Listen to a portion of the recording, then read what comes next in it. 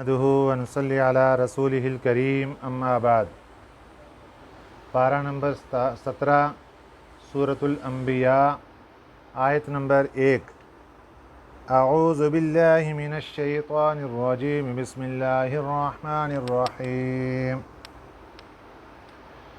اقترب للناس حسابهم وهم فی غفلۃ معرضون، ما يأتيهم من ذكر من ربهم محدث إلا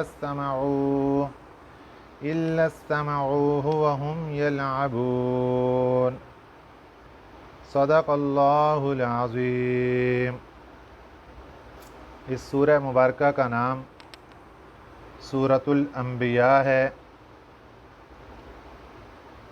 اس سورت کا نام سورۃ الانبیاء اس وجہ سے رکھا گیا کہ اس میں انبیاء علیہم السلام کے نام ذکر کیے گئے۔ اس کی مناسبت سے اس سورہ مبارکہ کا نام سورۃ الانبیاء، انبیاء نبی کی جمع ہے۔ اور یہ سورہ مبارکہ مکہ مکرمہ میں نازل ہوئی۔ مکہ مکرمہ کا جو عرصہ ہے 13 سال کا، اس کے درمیانے عرصے میں سورۃ الانبیاء نازل ہوئی۔ اس سے پچھلی سورہ سورۃ طٰہٰ، اس سے پہلے سورہ مریم، اس سے پہلے سورہ کہف۔ یہ جو چاروں صورتیں ہیں، حضرت عبداللہ ابن مسعود رضی اللہ تعالی عنہ سے روایت ہے، میرے آقا صلی اللہ علیہ وسلم نے ارشاد فرمایا کہ یہ چاروں صورتیں میری قدیم دولت اور کمائی ہیں۔ دولت اس لحاظ سے کہ یہ اللہ تعالیٰ کا قرآن ہے اور اللہ تعالیٰ کا انعام ہے، اور آپ صلی اللہ علیہ وسلم نے ارشاد فرمایا کہ ان کی میں ہمیشہ حفاظت کرتا ہوں، یعنی ان کو بار بار تلاوت کرتا ہوں۔ اس سورہ مبارکہ کی 112 آیات ہیں اور 7 رکوع ہیں۔ بسم اللہ الرحمن الرحیم۔ شروع اللہ کے نام سے جو بڑا مہربان بہت رحم کرنے والا ہے۔ اس سے پچھلی سورت سورہ طٰہٰ، اس کا اختتام اس بات پر ہوا تھا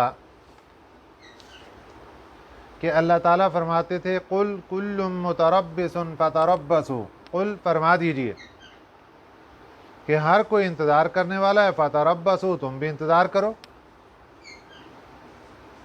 یہ کن کو کہا جا رہا ہے؟ کہ جو لوگ قرآن پاک سے اعراض کرنے والے، قرآن پاک سے منہ موڑنے والے،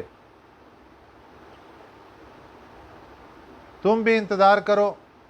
فَسَتَعْلَمُونَ مَنْ أَصْحَابُ الصِّرَاطِ السَّوِيِّ وَمَنِ اهْتَدَىٰ، ان قریب وہ وقت آنے والا ہے کہ جب تمہیں پتہ چل جائے گا کہ کون سیدھے راستے پر تھا اور کون ہدایت یافتہ تھا۔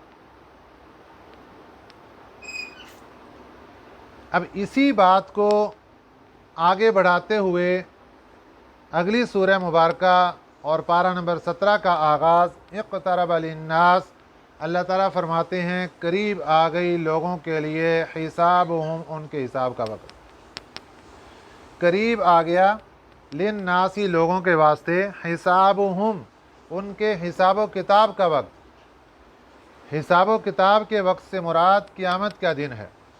قیامت کا دن قریب آ چکا ہے۔ وَهُمْ فِي غَفْلَةٍ، اور لوگ ابھی بھی غفلت میں پڑے ہوئے۔ وَهُمْ فِي غَفْلَةٍ، اور لوگ ابھی بھی غفلت میں ہیں۔ معرضون، اور اعراض کرنے والے، غفلت میں پڑے ہیں، اعراض کرنے والے ہیں، منہ موڑنے والے ہیں۔ یہاں قریب آنے سے مراد کیا ہے؟ کہ قیامت قریب آ چکی، کہ دنیا کا جو کل زمانہ اللہ تعالیٰ کے ہاں متعین ہے، اس کا بالکل آخری وقت اب چل رہا ہے، ہزاروں سال گزر چکے ہیں۔ نبی پاک صلی اللہ علیہ وسلم کی آمد یہ بھی قیامت کی نشانیوں میں سے تھی کہ آپ صلی اللہ علیہ وسلم آخری نبی بن کر آئیں گے اور ان کے بعد پھر قیامت آ جائے گی۔ قیامت یعنی درمیان میں اور کوئی نبی نہیں آئے گا۔ اور دوسرا اس اعتبار سے کہ ہر بندے کی موت وہ اس کے لیے گویا کہ قیامت ہی ہے۔ اصل حساب و کتاب تو قیامت کے دن ہوگا، لیکن مرنے کے بعد انسان کے جیسے اعمال ہوتے ہیں ویسا اس کے ساتھ رویہ شروع ہو جاتا ہے۔ آخرت کے لیے جو پہلا ویٹنگ روم ہے وہ ہے انسان کی قبر، عالم برزخ۔ اس ویٹنگ روم میں انسان جس بات کی انتظار میں بیٹھا ہے ویسا اس کے ساتھ رویہ اختیار کیا جاتا ہے۔ اگر یہ جنتی ہے اور جنت کی انتظار میں ہے تو اس کی قبر میں جنت کی ایک کھڑکی کھول دی جاتی ہے، تو قبر گویا کہ جنت کا باغ بن گئی۔ اور اگر یہ جہنمی ہے اور جہنم کی انتظار میں اس کو لٹایا گیا، بٹھایا گیا، تو پھر اس کی قبر میں جہنم سے ایک کھڑکی کھول دی جاتی، گویا کہ اس کی قبر جہنم بن گئی۔ تو اصل قیامت تو جب ہی آئے گی تب ہی آئے گی، لیکن انسان کی موت ہی اس کے لیے قیامت ہوتی ہے، اور موت کا انسان کو پتہ نہیں کب آ جائے۔ جو انسان کا سانس چل رہا ہے یہ پتہ نہیں اندر گیا سانس باہر آتا یا نہیں آتا۔ اس لیے اللہ نے شکوہ کیا، اقترب للناس، قریب آ گیا ہے لوگوں کے واسطے، حسابہم، ان کے حساب و کتاب کا وقت، وہم فی غفلۃ، اور وہ ابھی بھی غفلت میں پڑے ہوئے ہیں، ابھی بھی بے خبری کی نیند سو رہے ہیں، بے خبری ہو کر دنیا میں زندگی گزار رہے ہیں، معرضون، اعراض کر رہے ہیں، منہ موڑ رہے ہیں اللہ کے ذکر سے، قرآن سے، دین کی باتوں سے۔ ما یأتیہم، اعراض کرنے کا طریقہ کیا ہے، کس انداز سے ان کا اعراض ہے۔ ما یأتیہم، نہیں آئی ان کے پاس، من ذکرین، من ذکرین، کوئی نصیحت کی چیز، من ربہم، ان کے رب کی طرف سے، محدثین، نئی چیز، الا استمعوہ، مگر وہ سنتے ہیں اس کو، وہم یلعبون، اس حال میں کہ کھیل میں لگے ہوئے ہیں۔ ظاہراً یوں معلوم ہوتا ہے کہ دین کی بات کو بڑی توجہ کے ساتھ سن رہے ہیں، لیکن کھیل میں لگے ہوئے ہیں۔ جب بھی کوئی نئی بات ان کو پہنچائی جاتی ہے تاکہ یہ ان کی ہدایت کا ذریعہ بن جائے، ان کے لیے جنت میں جانے کا ذریعہ بن جائے، یہ اس کو سنتے ہیں لیکن کھیل میں لگے ہوئے سنتے ہیں، توجہ ہی نہیں ہوتی پھر اس پر عمل کیا کرنا ہے انہوں نے۔ آج بھی کتنے لوگ جن کو دین کی بات بتائی جاتی ہے، سنائی جاتی ہے، اور ان کا دماغ حاضر نہیں ہوتا، وہ دماغ کو گھما پھرا رہے ہیں، کہیں سیر و تفریح میں لگے ہوئے ہیں اور کھیل کود رہے ہیں، اپنے کھیل میں لگے ہوئے ہیں، اور دین کی بات اوپر سے گزر جاتی، کوئی پتہ ہی نہیں چلا کیا کہا۔ ما یأتیہم من ذکرین، نہیں آئی ان کے پاس، من ذکرین، کوئی نصیحت، من ربہم، ان کے رب کی طرف سے، محدث، نئی، جب بھی کوئی نئی نصیحت کی چیز، جب بھی کوئی نئی آیت ان کے سامنے آتی، الا استمعوہ، مگر یہ سنتے ہیں اس کو، وہم یلعبون، اس حال میں کہ یہ کھیل رہے ہوتے، کھیل میں لگے ہوئے۔ لاہیۃ قلوبہم، کھیل میں پڑے ہوئے ہیں ان کے دل۔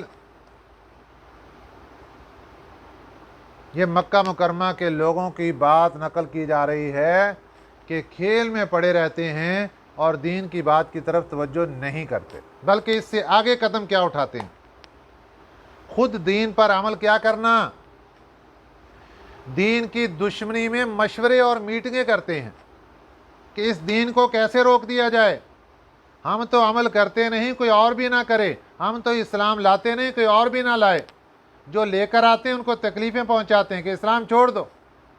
گویا کہ اسلام کیا لانا تھا، اسلام کے دشمن بن گئے، اسلام کیا لانا تھا، اسلام کے راستے کے اندر روڑے اٹکا کے کھڑے ہو گئے. لاہیۃً قلوبہم، کھیل میں پڑے ہوئے ہیں ان کے دل. وَأَسَرُّوا النَّجْوَىٰ، اور یہ چپکے سے مشورے کر رہے ہیں، چھپ کر مشورے کر رہے ہیں. اب یہی مشورے ہیں کہ اس دین کا راستہ کیسے روکا جائے. الذین ظلموا، یہ بے انصاف لوگ، یہ ظالم لوگ مشورے کر رہے ہیں. اور ان مشوروں کے اندر ایجنڈا کیا ہے؟ میرے اور آپ کے پیارے آقا سید الاولین والآخرین امام الانبیاء حضرت محمد الرسول اللہ صلی اللہ علیہ وسلم کی نبوت پر اعتراض ہے. یہ ایجنڈا ہے مشورے کا. اس بات کو لے کر مشورہ ہو رہا ہے یہ نبی کیسے بن گئے. اب نبی بننے کے لیے جو سب سے پہلا اعتراض، یہ تو انسان ہیں ہماری طرح، انسان نبی کیسے بن گیا. هل هذا الا بشر مثلکم، هل هذا نہیں ہے یہ الا بشر مگر ایک انسان ہے، مثلکم تمہاری طرح. اب یہ مشورے کے اندر باتیں ہو رہی ہیں کہ بھئی یہ تمہاری طرح ایک انسان ہے اور اس نے نبوت کا دعویٰ کر دیا اور کہتا ہے میں نبی ہوں، ہم اس کو نبی کیسے مان لیں.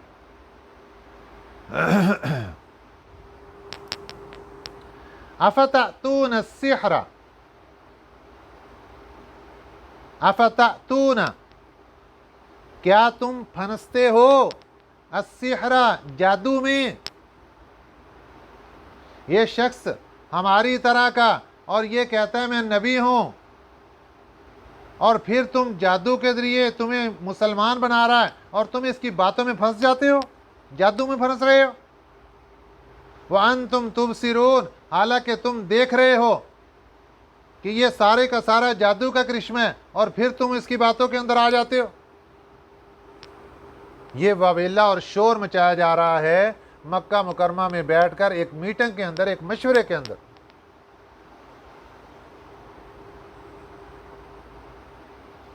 قال، اس نے کہا ہے، ربی، کہ میرا رب، یعلم القول، وہ جانتا ہے، القول بات کو، فی السماء آسمانوں میں ہو، والارض چاہے زمین میں ہو، اللہ سب باتوں کو جانتا ہے. وہو السمیع العلیم، بلکہ وہ سننے والا، حالانکہ وہ ذات سننے والی ہے، جاننے والی ہے. اب یہ میٹنگ کے اندر بات چل رہی ہے کہ جناب وہ شخص جس نے نبوت کا دعویٰ کیا وہ کہتا ہے کہ میرا رب سب کچھ جانتا ہے، آسمانوں کی خبریں بھی جانتا ہے، زمین کی خبریں بھی جانتا ہے، اور وہ ذات سننے والی، جاننے والی ہے. اب وہ ذات جس کے مقابلے کے اندر تم شریک ٹھہراتے ہو، وہ ذات تمہیں پکڑے گی اور تمہیں جہنم کے اندر ڈال دے گی، اور جہنم کی گرمی اتنی سخت ہوگی، اور جہنم کے اندر تمہیں طرح طرح کے جانور کاٹیں گے، جہنم کے اندر فلاں فلاں تکلیفیں ہوں گی. یہ ڈرایا جا رہا ہے ان کو، مشرکین مکہ کو. لیکن اس بات کا انہوں نے مذاق بنا دیا اور یہ باتیں مشورے کے اندر ڈسکس ہو رہی ہیں. کیا کہتے ہیں؟ بل قالو، بلکہ کہنے لگے، اضغاث احلام، یہ تو بیہودہ خواب ہیں، نعوذ باللہ من ذلک. میرے آقا صلی اللہ علیہ وسلم کے جہنم سے ڈرانے کو اضغاث احلام قرار دیا کہ یہ تو ڈراؤنے خواب بیان کر رہا ہے. یہ خواب کے اندر دیکھتا ہے اور وہ خواب آ کر تمہیں بیان کر دیتا ہے. یہ تو ڈراؤنے قسم کے خواب، ڈرا رہا ہے لوگوں کو، یہ تو خواب بیان کر رہا ہے. بل افتراہ، بلکہ یہ اللہ پر افطرا باندھ رہا ہے کہ بات کر کے کہتا ہے یہ اللہ نے حکم دیا ہے. یہ تو اللہ پر جھوٹ اور بہتان لگا رہا ہے. بل ہوا شاعر، بلکہ یہ تو شاعر ہے، اس وجہ سے لوگ اس کے دیوانے ہوتے جا رہے ہیں. یہ سارے الزامات لگائے گئے میرے آقا صلی اللہ علیہ وسلم کی ذات اقدس پر ان مشوروں کے اندر. اب اسی مشورے کے اندر کہ دیکھیے یہ جو باتیں کرتا ہے یہ تو بیہودہ خواب ہیں، یہ تو اللہ کی ذات پر جھوٹ باندھ رہا ہے، یہ تو خود شاعر ہے، شعر کہتا ہے۔ اگر یہ واقعتاً نبی ہے تو پھر فَلْيَأْتِنَا بِآیَةٍ، اس کو چاہیے کہ لے کر آئے ہمارے پاس کوئی نشانی، کما ارسل الاولون، جیسے پہلے رسول لے کر آئے تھے۔ اس کو چاہیے کہ ہمیں کوئی نشانی دکھائے، کوئی معجزہ دکھائے، جس طرح حضرت موسیٰ علیہ السلام نے معجزات دکھائے، سانپ لاٹھی جو تھی وہ سانپ بن گئی۔ حضرت صالح علیہ السلام نے معجزہ دکھایا کہ ایک پہاڑ سے اونٹنی نکل آئی اور اس نے باہر آ کر بچہ جنم دے دیا۔ حضرت عیسیٰ علیہ السلام کے معجزات تھے کہ مردوں کو زندہ کر دیا کرتے تھے، نابینے ان کی دعاؤں سے بینا ہو جاتے تھے، کوڑ کے مرض کے مریض وہ تندرست ہو جایا کرتے تھے۔ یہ بھی کوئی نشانی دکھائیں۔ فَلْيَأْتِنَا بِآیَةٍ، چاہیے کہ یہ لے کر آئیں ہمارے پاس، بِآیَةٍ کوئی نشانی، کما ارسل الاولون، جیسے پہلے رسول لے کر آئے تھے۔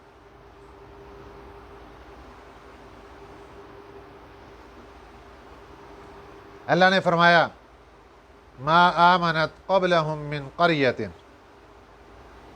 اب اصل مسئلہ کیا تھا کہ یہ رسولوں کا حوالہ تو دے رہے تھے، اگر واقعتاً یہ ایمان لاتے ہیں اور مانتے ہیں ان رسولوں کے معجزوں کو، تو ان رسولوں کو تو مان کر دکھائیں، ان کو بھی ماننے کے لیے تیار نہیں۔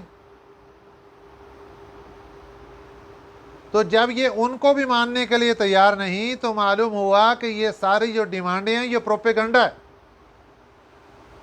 یہ حقیقی ڈیمانڈیں نہیں ہیں، یہ صرف آگے لوگوں کو تنگ کرنے کے لیے اور لوگوں کا دماغ خراب کرنے کے لیے یہ ساری ڈیمانڈیں کی جا رہی۔ ما آمنت قبلہم من قریۃ، نہیں ایمان لائے ان سے پہلے کوئی بستی، اہلکناہا، جن کو ہم نے غرق کر دیا۔ یہ جتنے لوگ ان انبیاء علیہ السلام کے زمانے میں تھے، جو ایمان نہیں لائے، ان کو ہم نے سب کو غرق کر دیا۔